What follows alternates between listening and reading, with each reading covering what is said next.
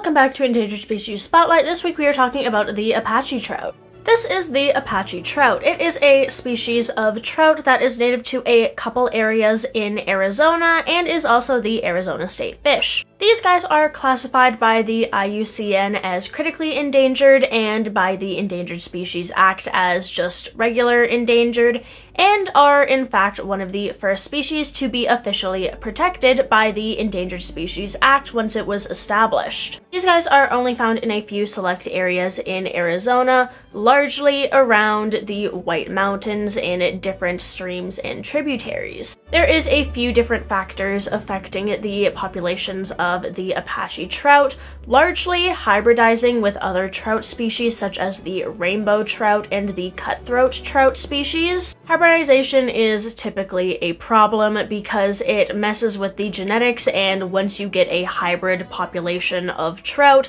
then that means it is no longer the original Apache trout species. Also, hybridization typically results in less healthy populations overall because hybrids are not usually as healthy as the original populations. Other factors include things like a very restricted range. They're only found in a few different streams and rivers and such. Also, habitat loss due to things like pollution and damming and forest fires, which affect the health of the rivers. And of course, there's at least a little bit of poaching happening with people illegally catching these fish.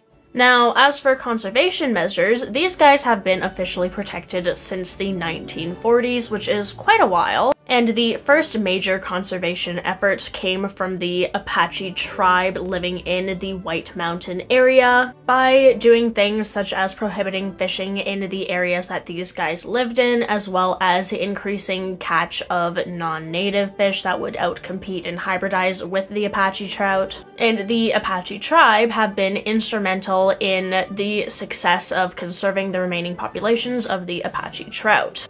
Other conservation efforts include things like raising these fish in commercial hatcheries and then releasing them out into the wild, as well as providing them for a little bit of sport fishing in very regulated and controlled settings. There's also efforts being made to restrict the populations of non-native trout species and discourage hybridization of the Apache trout with other trouts, as well as very strictly regulating sport fishing and even catch and release, because that does stress the fishes out, even if they're not being directly harmed. And finally, there's just a focus on conserving the health of the rivers and streams that the fish are found in. This is to ensure the health of the fish populations, as well as any other animals and plants that rely on these streams. While efforts are still being made to ensure the health and repopulation of the Apache trout, this is an example of where conservation is at least somewhat successful, and the populations of the Apache trout are definitely doing a lot better now than they were historically.